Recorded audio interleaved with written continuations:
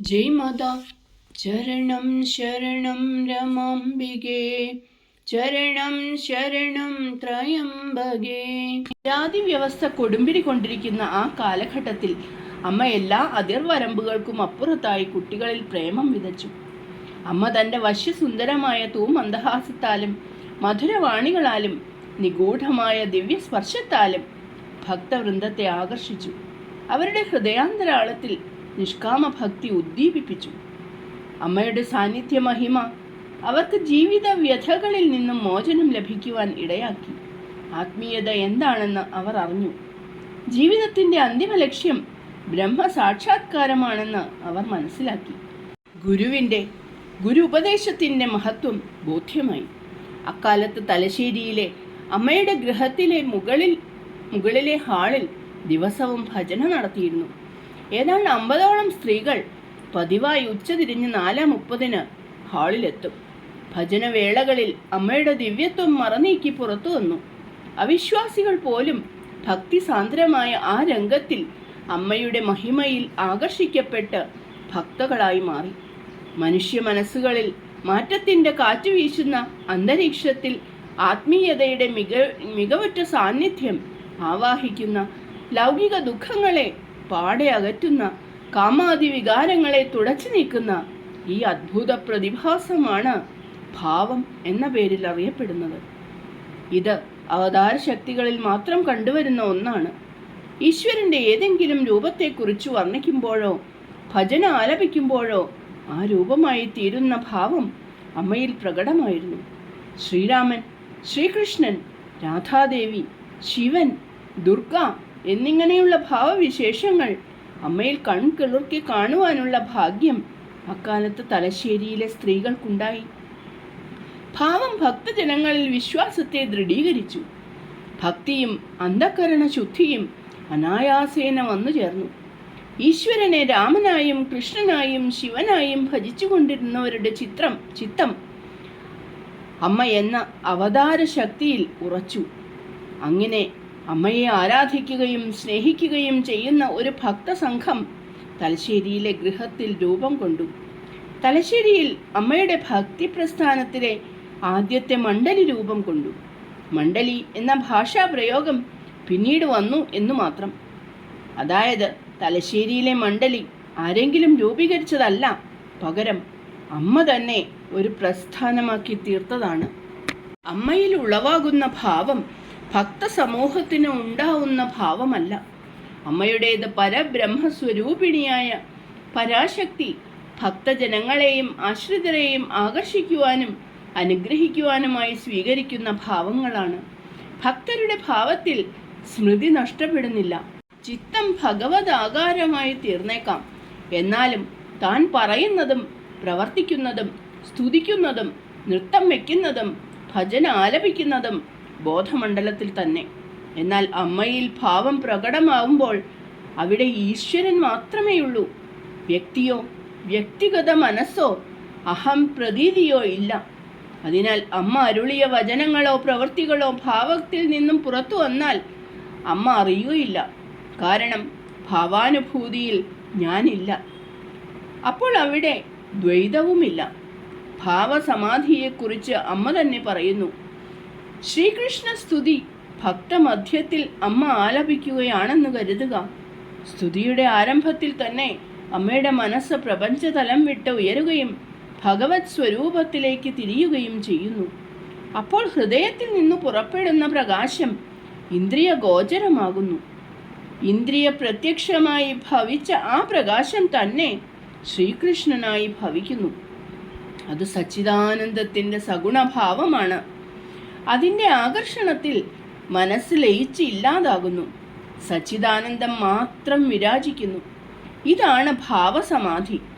ഭാവസമാധിയിൽ ശരീരത്തിൽ കൂടി ഭാവലക്ഷണങ്ങൾ പ്രകടമാവുന്നത് ഭക്താനുഗ്രഹത്തിനു വേണ്ടി മാത്രം. മുഖഭാവവും മുദ്രകളും ശ്രീകൃഷ്ണരൂപം തന്നെയായി ഭക്തന്മാർ അറിയുന്നു. അവർ അങ്ങനെ ഭാവം തിരിച്ചറിയുന്നു. എന്നാൽ അമ്മയുടെ ചിത്തം നിർവികൽപ്പാനുഭൂതിയിൽ ലയിച്ചതിനാൽ അതിൽ നിന്ന് വിട്ടുനിന്നുകൊണ്ട് അറിയുവാൻ സാധ്യമല്ല. ലയം 3 വിധമുണ്ട്. ചിത്തവൃത്തികൾ തമസിൽ ലയിക്കുന്ന സ്ഥിതി, സത്വത്തിൽ ലയിക്കുന്ന സ്ഥിതി, ബ്രഹ്മത്തിൽ ലയിക്കുന്ന സ്ഥിതി. ചിത്തവൃത്തികൾ തമസിൽ ലയിക്കുന്ന സ്ഥിതി അബോധാവസ്ഥയാണ്. മോഹാലസ്യം മുതലായ അവസ്ഥകളിലും ഗാഠനിദ്രയിലും ഇത്തരത്തിലുള്ള തമോലയം സംഭവിക്കുന്നു. ചില സാധകർ ധ്യാനം ചെയ്യുമ്പോഴും ഈ തമോലയം സംഭവിക്കാറുണ്ട്. ചിത്തത്തിന് ചിത്തസ്ഥിതിയിൽ നിൽക്കാൻ ഒരാധാരം വേണം, അഥവാ ഒരു വൃത്തി വേണം. മറ്റ് വൃത്തികൾ എല്ലാം പോയി അവസാനം ലയിക്കുന്നത് അഹം വൃത്തിയാണ്. ഈ അഹം വൃത്തി തമസിൽ ലയിക്കുമ്പോൾ സാധകൻ ഉറക്കത്തിലേക്ക് വഴുതി വീഴുന്നു. ഇതിന് യോഗനിദ്ര എന്ന് തെറ്റിദ്ധരിച്ച് തങ്ങൾ യോഗികളായിട്ടുണ്ട് എന്ന് ധരിക്കുന്നവരും ഉണ്ട്. ഇത് ശുദ്ധ അസംബന്ധമാണ്. യോഗനിദ്ര എന്ന് പറയുന്നത് സമാധിസ്ഥിതിയാണ്. സത്വലയത്തിൽ പ്രപഞ്ച പ്രതീതി ഇല്ലെങ്കിലും അഹം ലയിക്കുന്നില്ല. സങ്കുചിത ഭാവം കണ്ട് മനസ്സ് പെട്ടെന്ന് വിശാലമാകുന്ന അനുഭവം ഉണ്ടായേക്കും. മനസ്സ് ബ്രഹ്മത്തിൽ ലയിക്കുന്ന സ്ഥിതി സമാധിയാണ്. ചിത്തത്തിൽ നിന്ന് വാസനകൾ സമ്പൂർണമായി ഒഴിഞ്ഞ് ചിത്തം ബ്രഹ്മസ്വരൂപം തന്നെയായി ഭവിക്കും. മനോലയം, വാസനാക്ഷയം, അഹങ്കാരനാശം ഇവ മൂന്നും ഏതൊരു സ്ഥിതിയിലാണോ സംഭവിക്കുന്നത് അതാണ് ഉത്കൃഷ്ടമായ സമാധി. സാധാരണ യോഗികളിൽ നിന്നും ഈശ്വരാവതാരത്തെ വേർതിരിക്കുന്നതും ഈ സമാധി തന്നെ. ശ്രീകൃഷ്ണ പരമഹംസർക്ക് ഇത്തരം ഭാവസമാധി ഉള്ളതായി രേഖപ്പെടുത്തിയിട്ടുണ്ട്. 1940 മുതൽ 1956 വരെയുള്ള 16 വർഷ കാലയളവിൽ ശ്രീകൃഷ്ണ ഭാവമായിരുന്നു അമ്മയിൽ മിക്കവാറും പ്രകടമായിരുന്നത്. ശ്രീകൃഷ്ണ ഭാവമായിരുന്നു ആദ്യകാല ഭക്തകളെ ആകർഷിച്ചത്. ശ്രീകൃഷ്ണ ഭാവം പോലെ വശ്യതയും ആകർഷണീയതയും ഉള്ള മറ്റൊരു ഭാവമില്ല. ശ്രീകൃഷ്ണ ഭാവത്തിൽ അമ്മയുടെ സ്ത്രൈണഭാവം തന്നെ ഭക്തകളുടെ മനസ്സിൽ നിന്ന് മറഞ്ഞു പോകുന്നു. ശ്രീകൃഷ്ണഭാവത്തിൽ അമ്മയെ സാക്ഷാൽ ശ്രീകൃഷ്ണനായി ദർശിച്ചവരും മുരളീനാദം കേട്ടവരും അന്നത്തെ ഭക്തവൃന്ദത്തിൽ ഉണ്ടായിരുന്നു. കണ്ണൻ്റെ ബാലലീലകളും വൃന്ദാവന ലീലയും അമ്മയുടെ തലശ്ശേരിയിലെ ഗൃഹത്തിൽ അരങ്ങേറി. ഒരു ദിവസം കാലത്തു മുതൽ തന്നെ അമ്മയുടെ രൂപഭാവങ്ങൾ തികച്ചും മാറിയിരുന്നു. ആ ഗൃഹാങ്കണത്തിൽ എത്തിയവർക്ക് ഒരു അലൗകിക പരിമളം അനുഭവപ്പെട്ടു. ഗൃഹത്തിൻ്റെ അന്തർഭാഗത്തു നിന്നും പുറത്തു വന്ന അമ്മയുടെ മുഖത്ത് മൃദുമന്ദഹാസം, പതിവായുള്ള സ്നേഹകുശലങ്ങളിൽ ഒരു അസാധാരണത്വം, പുരുഷഗാംഭീര്യം ആവിഷ്കരിക്കുന്ന വ്യക്തിത്വം. ചിലർക്ക് അമ്മയെ കണ്ടപ്പോഴേക്കും അമ്മ മുരളീധര കൃഷ്ണനായി തോന്നി. മുകളിലെ ഹാളിൽ സ്ത്രീകൾ പതിവ് ഭജനത്തിന് മുന്നോടിയായുള്ള ധ്യാനത്തിൽ മുഴുകി. അമ്മ എത്തിയതോടെ ശ്രീകൃഷ്ണ സ്തുതിയോടെ ഭജന ആരംഭിച്ചു. അമ്മ ഭക്തമധ്യത്തിലിരുന്നു. പെട്ടെന്ന് അമ്മ എഴുന്നേറ്റ് ഉള്ളിലെ ധ്യാനമുറിയിലേക്ക് പോയി. സാധാരണയായി അമ്മയുടെ ധ്യാനമുറിയിൽ ഭക്തകൾ പ്രവേശിക്കാറില്ല. എന്നാൽ അന്ന് അമ്മയിൽ ആകൃഷ്ടരായ ഭക്തജനം ധ്യാനമുറിയിൽ ഇരമ്പിക്കയറി. അവർ സ്വയം മറന്നു കഴിഞ്ഞിരുന്നു. അവിടെ അമ്മയുടെ ശരീരത്തിൻ്റെ ഓരോ രോമകൂപത്തിൽ നിന്നും പ്രകാശരശ്മികൾ പുറത്തു വരാൻ തുടങ്ങി. അമ്മയുടെ ദൃഷ്ടികൾ ഊർധ്വങ്ങളായി. കൃഷ്ണമണി മറഞ്ഞിരുന്നു. ഭഗവത് ദർശനം കൊണ്ട് കൃതാർത്ഥരായ ഭക്തകൾ ആ ചരണാരവിന്ദങ്ങളിൽ പ്രണമിച്ചുകൊണ്ടേയിരുന്നു. ഭക്തവൃന്ദത്തിൽ നിഷ്കളങ്ക ഭക്തിയാൽ അനുഗ്രഹീതയായ ചന്ദ്രഭാഗി എന്ന ഒരു സ്ത്രീ ഉണ്ടായിരുന്നു. അവർക്ക് അമ്മ പലപ്പോഴും ഉണ്ണിക്കണ്ണനായി ദർശനം നൽകിയിരുന്നു. കണ്ണനെ ദർശിക്കുമ്പോഴേക്കും അവരിൽ യശോദാഭാവം ആവേശിക്കും. കുസൃതി കണ്ണനെ പിടികൂടുവാൻ അവർ ഹാളിൽ അങ്ങുമിങ്ങും ഓടും. ബാലഗോപാല ഭാവം സ്വീകരിച്ച അമ്മ അപ്പോൾ മറ്റു സ്ത്രീകളുടെ പിന്നിൽ പോയി ഒളിച്ചു നിൽക്കും. അവസാനം വിയർത്തൊലിച്ച തൻ്റെ അമ്മയിൽ അലിവ് തോന്നി പിടിക്കപ്പെടുവാൻ തയ്യാറായി നിൽക്കുന്നത് പോലെ അമ്മ നിന്നുകൊടുക്കും. ദേഹവിസ്മൃതിയിൽ ഗോപികമാരുടെ ഭാവം ആവേശിക്കുന്ന മറ്റു ഭക്തകൾക്കും അമ്മയ്ക്കും പിന്നീട് ഇതിനെക്കുറിച്ച് ഓർമ്മയുണ്ടാവുകയില്ല. എന്നാൽ ഇത്തരം ദിവ്യലീലകൾക്ക് സാക്ഷ്യം വഹിച്ചുകൊണ്ട് മനുഷ്യലോകത്തിന് വിവരിച്ചു കൊടുക്കുവാൻ ചില സ്ത്രീകൾ ഭാവാബ്ധിയിൽ മുങ്ങിക്കുളിക്കാതെ നിൽക്കുന്നുണ്ടായിരിക്കും. ഇന്ന് എന്തൊക്കെ സംഭവിച്ചു എന്ന് അവർ എല്ലാവർക്കും വിശദീകരിക്കും. മറ്റൊരിക്കൽ മുകളിലെ ഹാളിൽ ഭജന നടക്കുന്നു. അമ്മ ഇരു കൈകളിലും ചിപ്പിളി പിടിച്ചുകൊണ്ട് സ്തബ്ധയായി ഇരിക്കുകയാണ്. ഹാളിൽ ഒരു വശത്ത് അതിഥികൾക്ക് ഉപയോഗിക്കുന്നതിനായി കുറെ കിടക്കകൾ ഒന്നിനുമീതെ മറ്റൊന്നായി ഏകദേശം 6 അടി ഉയരത്തിൽ മടക്കി വെച്ചിരുന്നു. ഭക്തകൾ ശ്രീകൃഷ്ണ ഭജന ആലപിക്കുന്നു. പെട്ടെന്ന് അമ്മ ഊർധ്വദൃഷ്ടികളോടെ ഭാവലഹരിയിൽ ഒരു ചാട്ടത്തിന് ആ കിടക്കയുടെ ഏറ്റവും മുകളിലെത്തി. ഒരു പാദം മറ്റൊരു പാദത്തിൽ കയറ്റിവെച്ച് മുരളീധരനായി വിരാജിക്കുന്നു. കൃഷ്ണ, ഞങ്ങളുടെ വസ്ത്രങ്ങൾ തരൂ, ഞങ്ങളെ പരീക്ഷിക്കല്ലേ എന്ന് ചില ഗോപികമാരുടെ ഭാവത്തിൽ ഉറക്കെ വിളിച്ചു പറയുന്നു.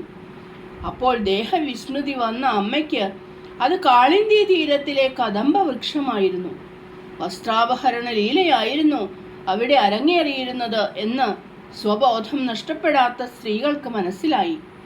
തുടർന്നുണ്ടായ ദിവസങ്ങളിലെല്ലാം ബാലഗോപാലന്റെ നന്ദഗോകുല ലീലകൾ തന്നെയായിരുന്നു അവിടെ അരങ്ങേറിയിരുന്നത്.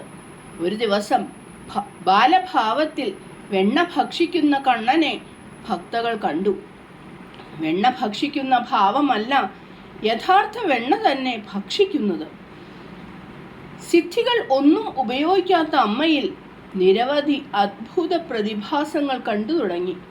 പാൽ കുടിക്കുന്ന ഭാവം പ്രകടമാവുമ്പോൾ ഗ്ലാസ് നിലത്ത് വെച്ചാലുണ്ടാവുന്ന ശബ്ദം പോലും ചില ഭക്തകൾ കേട്ടു. അമ്മയുടെ കൃഷ്ണഭാവത്തിൻ്റെ പരിപൂർണ താതാത്മ്യതയിൽ ഭഗവാന്റെ ഭവനം നന്ദഗോകുലമായി. പലപ്പോഴും ഭക്തകൾക്ക് ഗോപികമാരുടെയും യശോദാമ്മയുടെയും ഭാവങ്ങൾ ആവേശിച്ചു. എന്നാൽ ആർക്കും തന്നെ രാധയുടെ ഭാവം വന്നിരുന്നില്ല. രാധാഭാവം മഹാഭാവമാണെന്നും അത് ഈശ്വരാവതാരങ്ങൾക്ക് മാത്രമേ ഉൾക്കൊള്ളാൻ കഴിയുകയുള്ളൂ എന്നും അമ്മ പിന്നീട് ശിഷ്യവൃന്ദത്തോട് ഉദ്ബോധിപ്പിച്ചിട്ടുണ്ട്.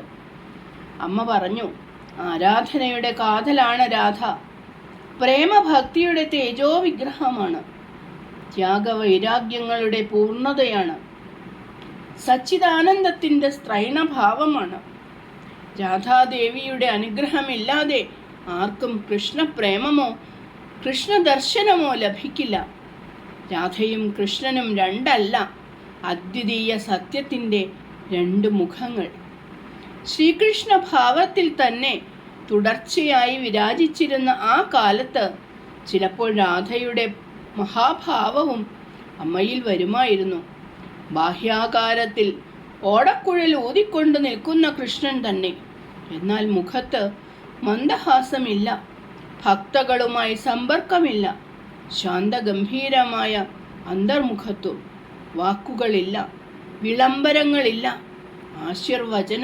വചനങ്ങളില്ല. മുഖത്ത് ത്യാഗവും വൈരാഗ്യവും വിരഹവും ഒരുമിച്ചുള്ള പ്രതിഫലനം. അമ്മ രാധാഭാവത്തിലാവുമ്പോൾ അതിൻ്റെ പ്രതികരണം ചില ഭക്തകളിലും കാണാമായിരുന്നു. അവർ മൂകതയിലേക്ക് വലിയും, എന്നിട്ട് കൃഷ്ണ കൃഷ്ണ എന്ന് മന്ത്രിക്കും. വേദസാരമായ മഹാവാക്യമാണ് ദീക്ഷയായി അമ്മ തൻ്റെ ഭക്തകൾക്ക് നൽകിയിരുന്നതെങ്കിലും അവരിൽ ഭക്തി വളർത്തിയെടുക്കുക എന്നതിലായിരുന്നു അമ്മ ആദ്യം ശ്രദ്ധ പതിപ്പിച്ചത്. അതിനാൽ ദിവസവും തലശ്ശേരിയിലെ ഭവനത്തിൽ മുകളിലെ മുറിയിൽ ഭജന നടന്നിരുന്നു. അവർക്ക് ഭക്തിഗാനങ്ങൾ പാടുവാനോ കൃത്യമായി താളം പിടിക്കുവാനോ അറിയില്ലായിരുന്നു. അമ്മ പാടുമ്പോൾ അത് ഏറ്റുപാടും.